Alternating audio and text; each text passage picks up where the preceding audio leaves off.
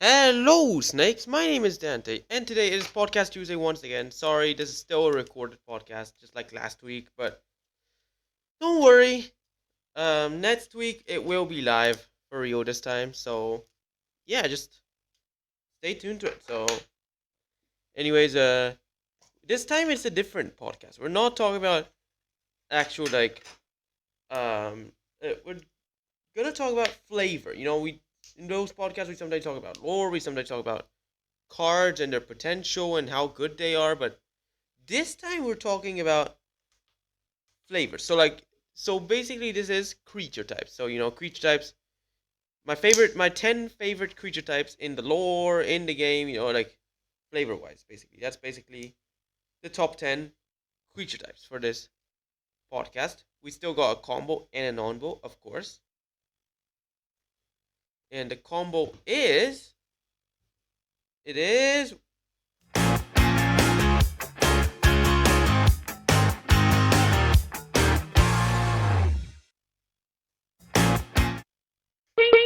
we have Outer Dementia, Missy, and the Ruthless Ripper. So basically, Missy, Ruthless Ripper, and any sack outlet. So we're using Outer Dementia for this combo.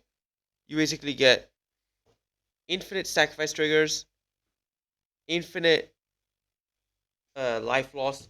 You have to have a black card in hand for this to work. So the trick is you have Ruthless Ripper. Sacrifice Ruthless Ripper to Outer Dementia. Missy will then bring back the Ruthless Ripper as a 2/2 Cyberman face down tapped. Reveal a black card from your hand to flip the Ruthless Ripper face up. Make someone lose 2 life. Sacrifice the Ruthless Ripper. Do it again, and you can review the same card over and over again, and just do an infinite life loss, infinite ETBs, infinite sacrifices, and then also infinite mill with Alter Dementia. So, yeah. That's basically the combo of the week. Let's go for the non-bow. And it is the non-bow. Where is it? Where is it? There.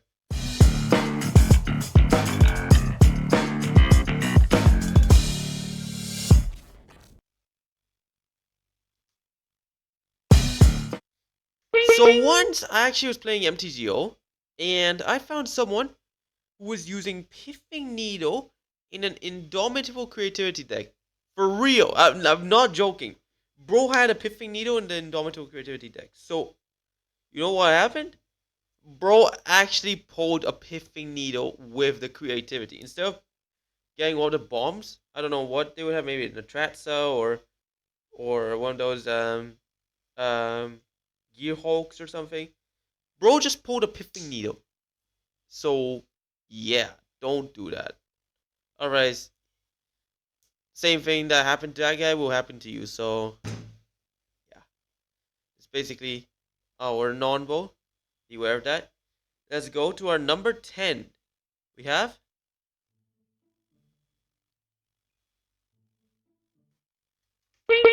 Thalia. Oh, no, actually, that is humans. Sorry, so Thalia is our example of humans. Number 10 creature type. Most common creature type in Magic the Gathering with over thousands of cards. Hang on, let me check how many are there. I forgot the number, but I think it exceeded the thousand. Hang on. If we go human, 3,281 humans in all of Magic the Gathering. Yep, humans being in almost every single plane, and also one of the most powerful creature types in the game. So yeah, and also humans existing in every color. Innistrad having more humans in the green and white colors, but then the rest of the planes not having humans bound to a certain color. So yeah, well, in Dominaria they are more focused in white. I mean, we got soldiers, warriors, knights, But yeah, this is humans, number 10 creature type. Thalia being one of the most powerful humans, being able to make non-creature spells, cost one more to cast, and as a card. That's what I mean. But number 9, we have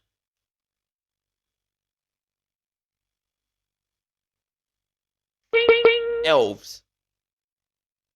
Izuri, being one of the most powerful elf commanders and stuff, and what?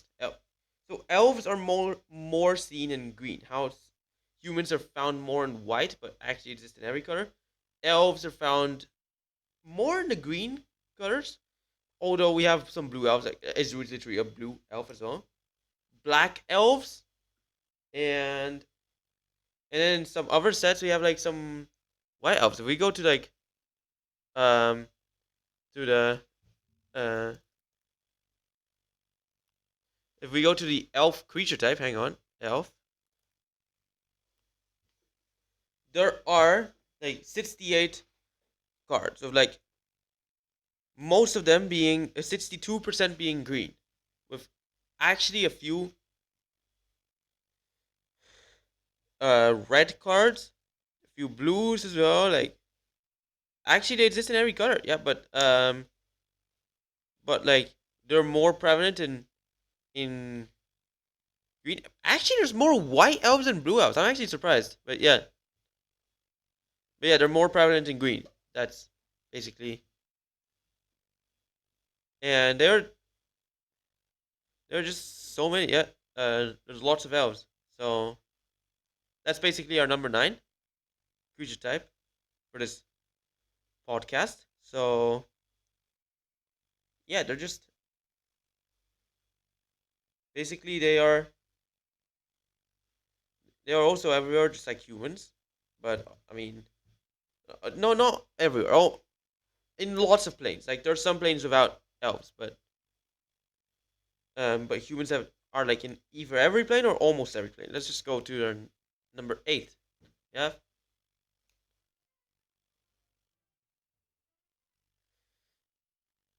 zombies. Zombies being more common in the blue. No, not blue color. Sorry, black color. Sorry. We go to colors. Hang on. No, zombie. There are basically zombies in every plane, or almost every plane. They're just undead, and they are more commonly seen in black. At 70% of them, but there are some white zombies more seen in Amonkhet. Blue zombies that are more common in Innistrad. Red zombies being red zombies. Oh yeah, Gritsian zombies are red, but also Esprite zombies are blue, black, white. So yeah, and well, mummies are like white, but eternals are like blue, black, or red. I mean, there are some like green ones from the eternals, but there are also there are Karoks, which are which are green, black. But yeah, basically the green zombies are more like plant zombies, crocodile zombies. So yeah, they're like reanimated green creatures, but in zombified. So yeah, and zombies use most of them use the graveyard, and there are some really cool zombies you can use, and also one of the coolest creature types, coolest creature types. Yep, and with 571 cards for uh for zombies. What's the beeble scale? All right, so yeah, just so yeah, and also it's gonna be one of the. It's also gonna be reprinted very likely in the future. So it's on. So beeble scale of 1 being like the best, and beeble scale of 10 being the worst. So this is a 1, of course. Humans and elves are almost certainly 1. Let me just see elf. Hang on, that's beeble scale of 1, right? Yeah, of course. Yeah. Well, human, elf, zombie. That's beeble scale of 1. Let's just go to the number 7. And we have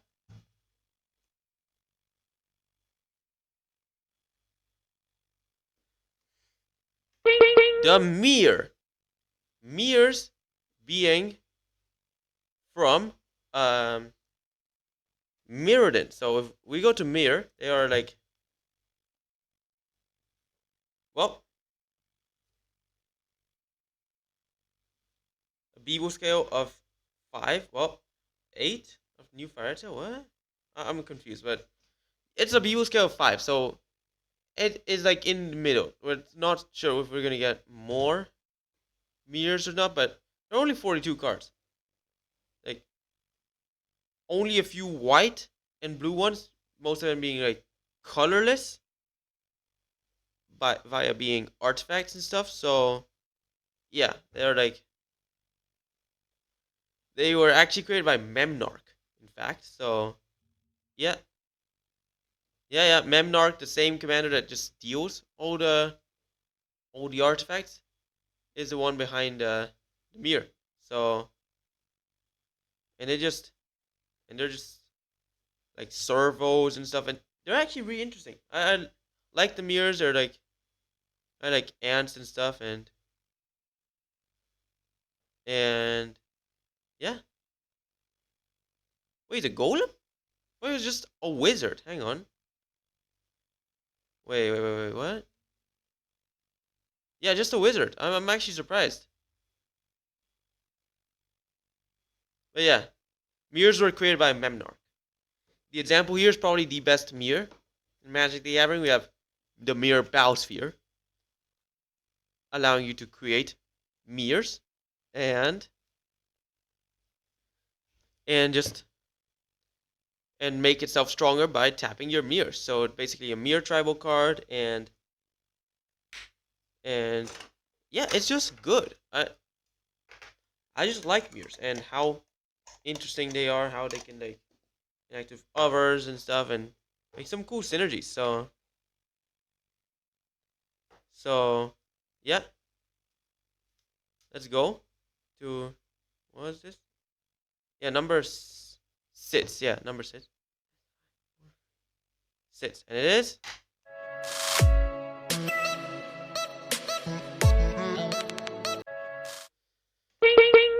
constructs.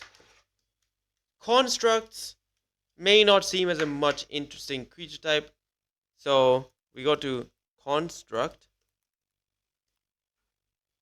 Wait, it's basically all the artificial life forms, 200 stitch cards. So maybe it seems like, well, constructs aren't interesting, but in reality, literally every or almost every artificial life is a construct. Like, well, Fopters aren't really construct. Drones aren't like construct because they are like their own subclass of a construct. Mir were like made by Memnarch, so they are their own type. Servo, I'm actually not sure about Servo. Why Servo? Hang on, let me just check Servo.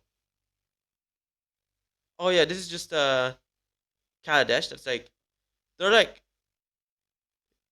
Fopters, but they cannot fly. So yeah, and for matter of fact, they only exist as tokens. So in reality, there's zero servo cards. But Construct has 206 cards, and there are like so many of them. 91% being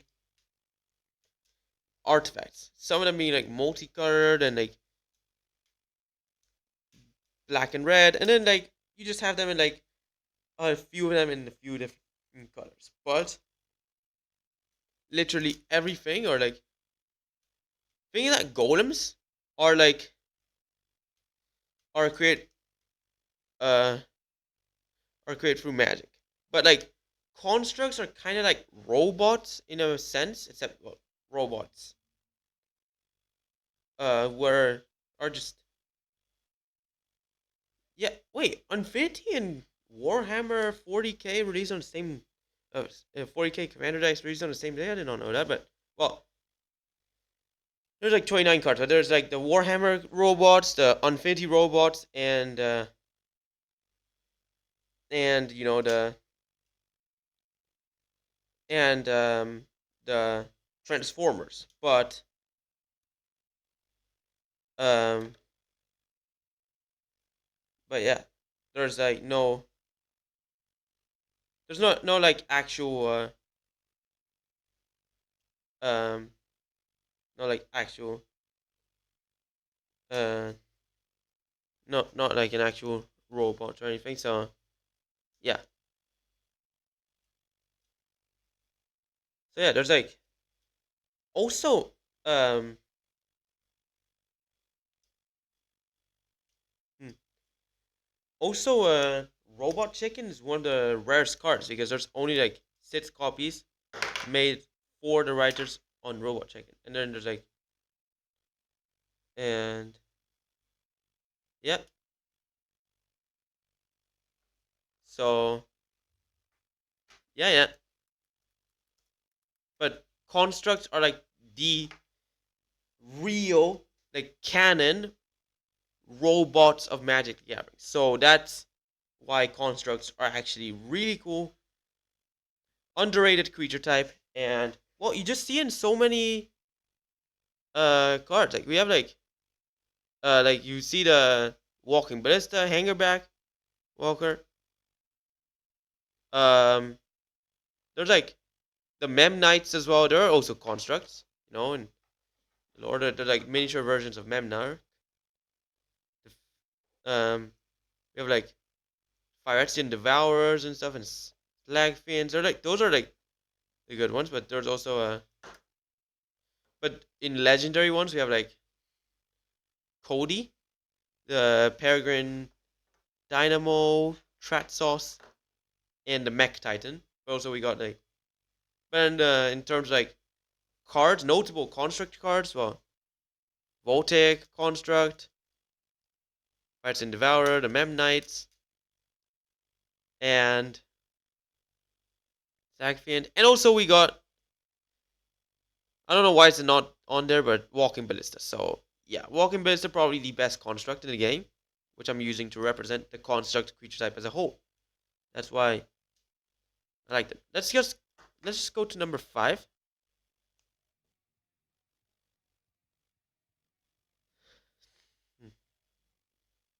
Elementals. I was actually weighing like if to put elementals or dragons on those, but on this numbers 5 slot. But I think elementals was better, so I put elementals in the number 5 slot. We have Omnath representing the elementals. This is really cool commander that I like using, and yeah, well, elementals in general they are basically elements, or they are like the representation of of um of like they represent elemental energy. The 5 um yeah, they're like there's air, fire, earth, and water elementals. That's how it all started, and now there's like so many elementals, like 542 cards with a beeble scale of 1, meaning it's very likely to come back. So yeah, wait, construct is beeble scale of. Oh no, it's not in the beeble scale. I'm actually surprised, but yeah, all right. Elementals definitely coming back, and they are just so many of them. There's like Omnath, like in the Zendikar elementals interacting with lands, and then you got they're just everyone. Like they were just really good. Also, Modern Horizons 2 evoke elementals. They're also very powerful. And yeah, there's like and yeah, Omnath is just really cool elemental. So I decided to put him in, and yeah, they're just they're just they're just there's just lots of them, and like in every color, because well, they represent like the mana itself. So yeah, so yeah, this is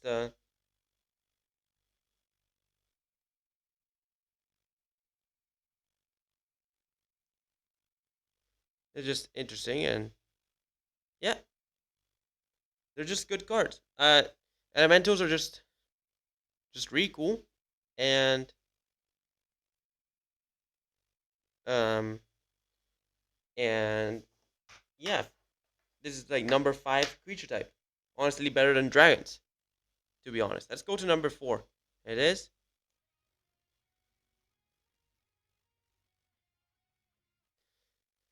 Phyrexians. Phyrexians being um wait, Phyrexians being like uh originated from the plane of Phyrexia. Alright. Obviously. Well, now they're on a beeble scale of 5, so it's in between, if we're gonna get them back or not. I mean, March of the Machine has ended, so we don't know if it's gonna come back or not. But they're like one of the oldest creature types. They're like uh everywhere now, like 469 cards, and like in every color, like more commonly in black, but also there's like artifact Phyrexians and just every color, bro. So yeah. Also, there are Phyrexian planeswalkers, so there are just so many Phyrexians, and they're just they're from like Phyrexian, new Phyrexian being basically in Mirrodin, and other planes that Phyrexians has decided to um um uh and other and other uh Phyrexians that other planes that the Phyrexians decide to invade. There's like hmm, there's just so many of them. So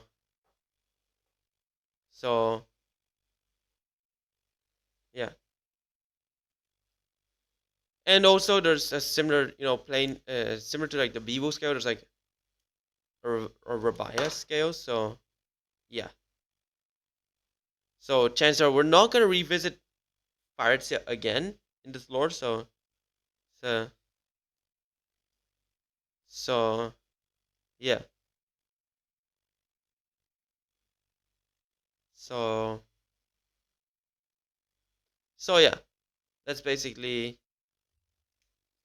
the Phyrexians. Really cool creature type. We got the Phyrexian constructs and not construct predators. Sorry. And I well, Phyrexians have everything in reality. Everything can get completed by the Phyrexians themselves, and well, not Eldrazi's, but yeah, they were a threat to the multiverse in the lore, even threatening Nico Bolas himself. Yeah, he was actually intimidated by the Phyrexians. He wanted to defeat them, but when he rises to power, but well, he didn't. If you watched last week's podcast, so yeah, Phyrexians number 4 creature type, really cool. I like them, and let's just go to the number 3. And it is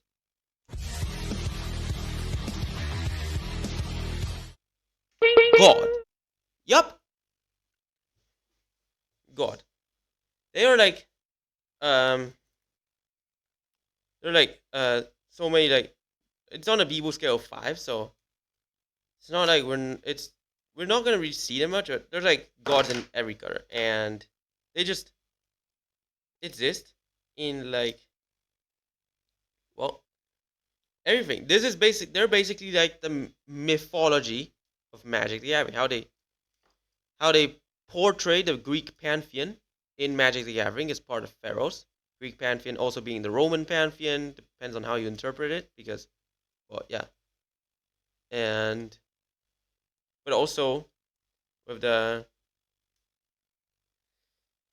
then we also have um Amonkhet gods being like the Egyptian gods, so like yeah. And so like the pharaohs gods are enchantment gods. And if you don't have devotion, then they're not creatures. They're just enchantment. Legendary enchantment god. But otherwise they're like legendary enchantment creature god. So yeah.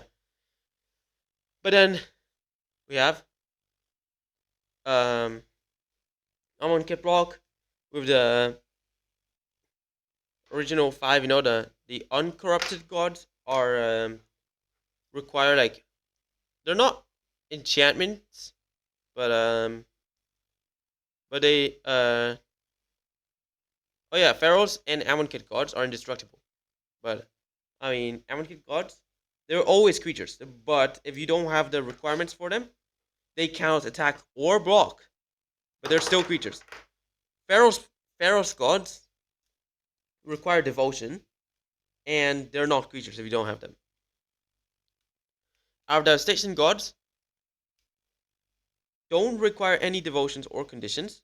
They're not enchantments. They don't have indestructible, but they are hard to kill. Also, they are more expensive than the average god. You know, they're like in terms of mana, like 5 mana, 6 mana, whilst the other ones are like 3, 4 mana. You don't see much more. But then there's like War Spark gods. Ehark being the Gruul god, without indestructible, without any devotion requirements, but by dying or getting edged out, it will basically come back into the third from top. And the mono card god from Amonkhet, not Hazret, because Hazret actually survived destruction by Hazret actually survived. The other four died in the lore. And same as and they have the same ability as Ilhark, which Ilhark replaces Hazret in the cycle. So yeah, Kaldheim gods are well aren't indestructible. They don't come back, and they don't require any devotion because they are actually can't because you know the Greek like you know the pharaohs Amonkhet and Kaldheim gods are actually canon to more or less like canon to the real world counterparts. Like we have like Kaldheim gods. Well, it's because Norse gods aren't like immortal. They can be killed, but same in Kaldheim gods. But Greek gods they cannot be killed. It's like Roman gods because Greek mythology and Roman mythology is basically the same. And Egyptian gods also being immortal. So yeah. Also, the Kaldheim gods are modal double faced, so you can have them as enchantments, other creatures, like equipments. Also, Planeswalker because well, Valky is can also be Tibalt. Yeah, and well, the Martyr Machine. Since they invaded the multiverse, they have like different iterations of Hazret, Heliod, FR, and Eska, but they're not like actually. They're not like. Uh, so yeah, they're different. Yeah. So yeah. So yeah, basically, and yeah, they just those are basically the gods of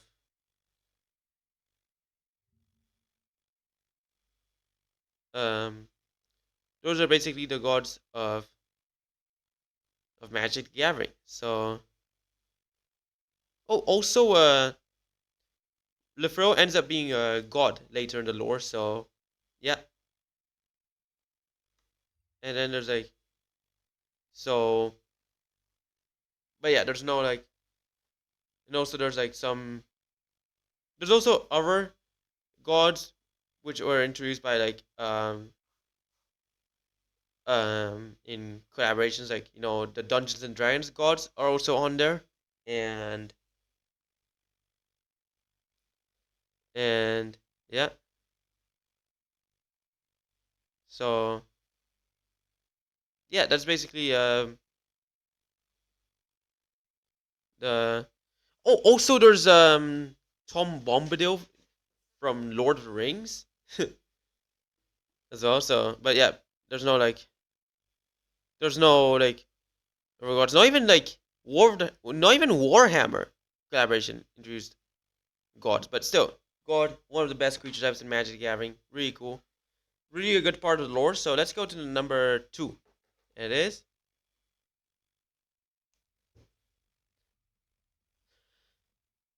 Sliver. Yup, Sliver, one of the best creature types. These cards, they're like 150 and 115, and they're like basically in every color. And best part about them, they share abilities. That's right, you heard me right. They share abilities. So you have like except for like the legendary ones, those slivers on the battlefield. Well, actually, no, even the legendary ones do share abilities. So yeah, but basically, what I mean is one sliver has an ability, and all the other slivers on the battlefield, or that was in the past.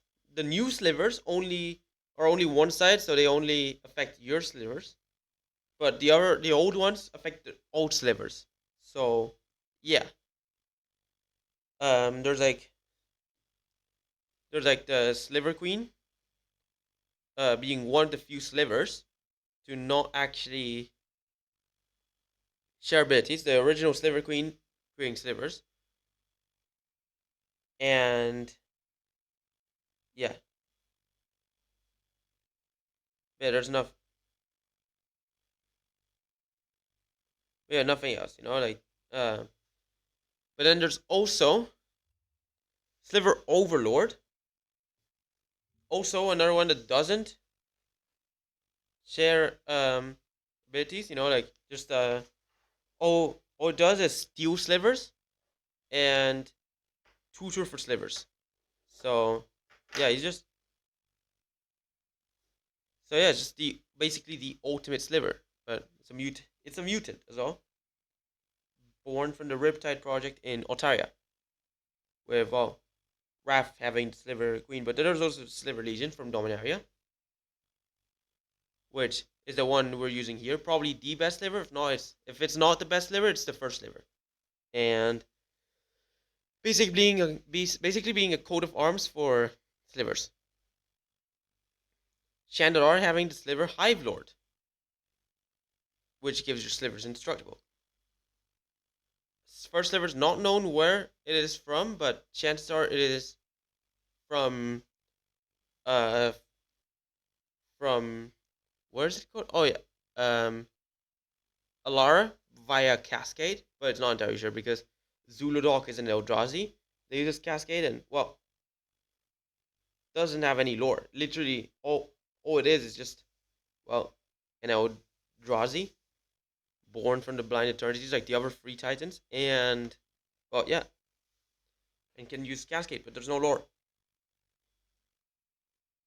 So yeah, and then there's also Sliver Grave Mother, which actually, which is from an unknown plane, but it uses slivers. Like it has slivers.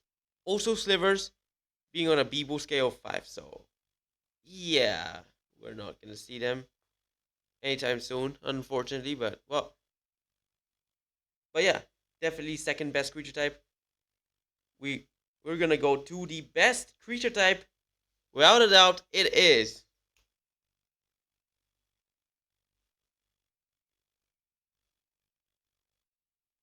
Eldrazi. Yup, Eldrazi, the best creature type in Magic the Gathering. They're just they're just really cool. So if we go to Eldrazi, they're almost all of them